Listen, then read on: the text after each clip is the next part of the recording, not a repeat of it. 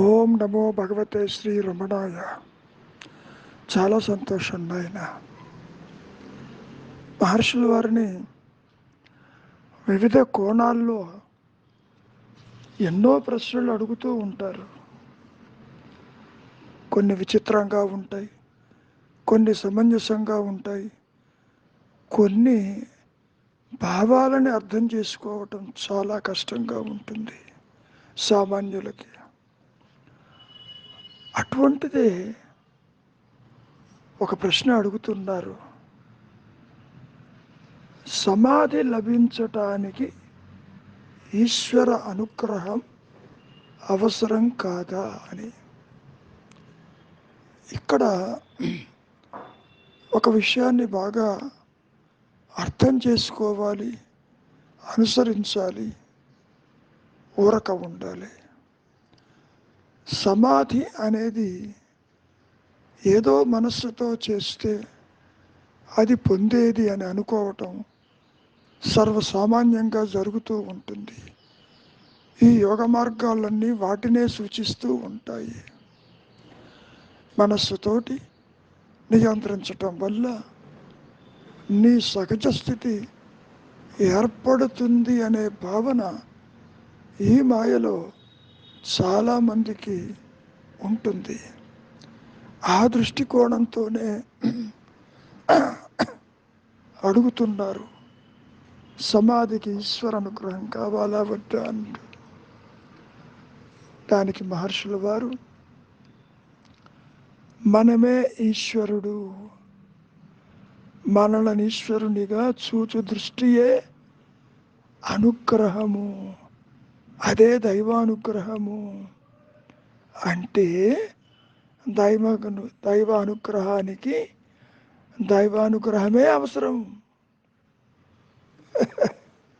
ఇది మింగుడు పడదు. అంటే ఏ నేనులో అయితే జ్ఞానము సాపేక్షమైనది దాగి ఉన్నదో ఆ జ్ఞానమే దైవము. నువ్వు ఏమనుకుంటున్నావు? నీకు అన్యంగా దైవం ఉన్నాడని, అతడిని సేవిస్తే నీకు సమాధి స్థితి కలుగుతుందని, ముక్తి వస్తుందని అనుకుంటున్నావు. దైవం కూడా ఒక ఆలోచనే కదా. నీవే అదై ఉన్నప్పుడు కొత్తగా నీవు సాధించవలసింది ఏముంటుంది కనుక ఆ విషయం తెలియక భగవంతుడి అనుగ్రహం కావాలని కోరుకుంటున్నావు. నీవు ఈశ్వర అనుగ్రహము, ఈశ్వర ప్రసాదాల్లో ఏమైనా తేడా ఉందా అని కూడా అడుగుతున్నావు.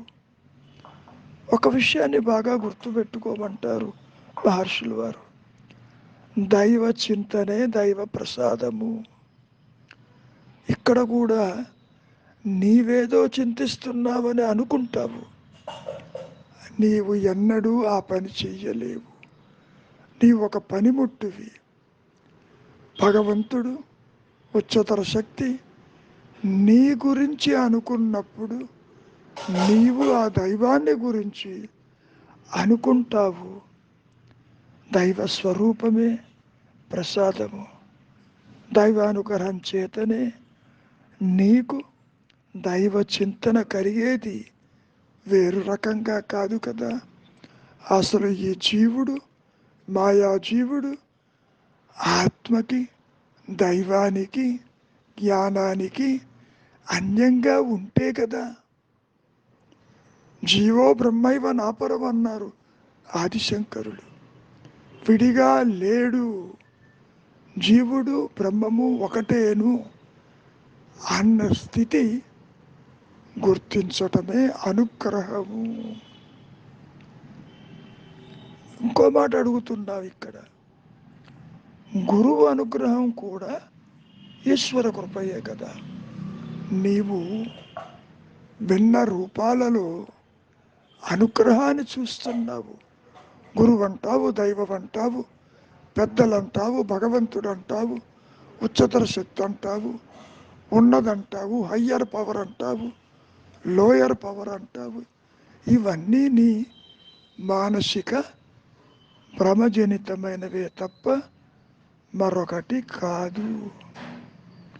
కాబట్టి నీవు అర్థం చేసుకోవలసింది, గురువు ఈశ్వరుడు వేరు కాదు. నీవు భౌతికంగా గురువుని గుర్తించినప్పటికీ ఆ గురువుని ఆత్మేను. ఇంకో రకంగా తీసుకుంటే ఆత్మే నీ గురువు. భౌతికమైన గురువు ఏం చెబుతున్నాడు? నేను నీలోనే గురు రూపేణ, ఎరుక రూపేణ నిన్ను నడిపిస్తున్నాను అని ఎంత చెప్పినా ఈ జీవుడు ఏమనుకుంటాడు? గురువు నుంచి ఆత్మజ్ఞానం వస్తుంది, భౌతికంగా స్వీకరించవచ్చునని అనుకుంటాడు. అది ఎన్నటికీ జరగదు.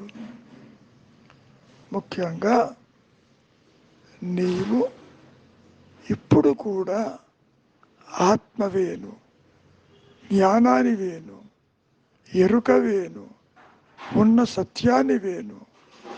కానీ నీ దృష్టి దేహము, ఇంద్రియాలు, వాసనలు, కోరికలు, బంధాలు, సంసారము, జగత్తు, ప్రాపంచిక విషయాలు నిన్ను పట్టి పీడిస్తున్నాయి. అవన్నీ నీ కల్పనలు మాత్రమే. అవి నువ్వు కల్పించుకున్నవే చూస్తున్నావు. నీవు అనుకున్నదే బయట చూస్తావు. దేహాత్మ బుద్ధి జనించింది కాబట్టి దేహాన్ని బాహ్యంగా చూస్తున్నావు. ఇతర ఆలోచనలు కూడా నీకు అన్యంగానే కనిపిస్తున్నాయి కదా. ఇదంతా కూడా స్వప్నజనితము, మాయాజనితము. అదే మహర్షులు వారు కూడా చెప్పిన విషయం. ద్వైత జ్ఞానమంతా అజ్ఞానమేను.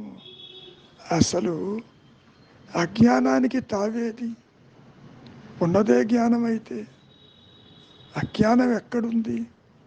మనం ఎన్నోసార్లు చెప్పుకున్నాం, సూర్యుడిలో చీకటి లేదని. స్వరూప జ్ఞానమందు అజ్ఞానానికి, దేహాత్మ బుద్ధికి, జనన మరణాలకి, జీవుడు, జగత్తు, ఈశ్వర భావనలకి అసలు తావెక్కడుంది? లేదు కదా.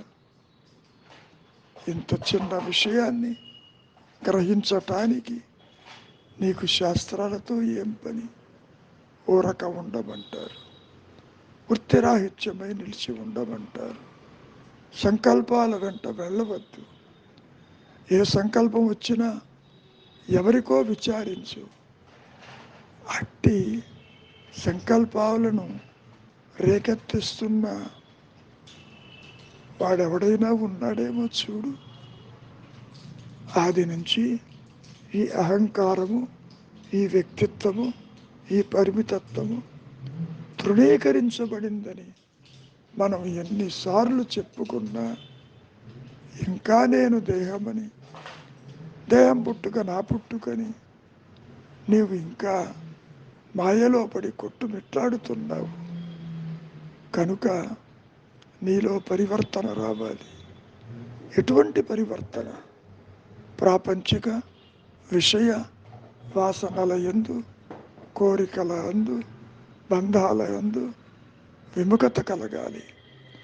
తీవ్ర వైరాగ్యము కలిగినటువంటి స్థితి యందు ఈ మనస్సు తన మూలంలో చేరి ఆత్మగానే అది ప్రకాశిస్తూ ఉన్న సంగతి నీకే తెలుస్తుంది, ఆత్మగా నీకే తెలుస్తుంది అని అర్థం. మంచిది. మౌనమే నీ సహజత్వం.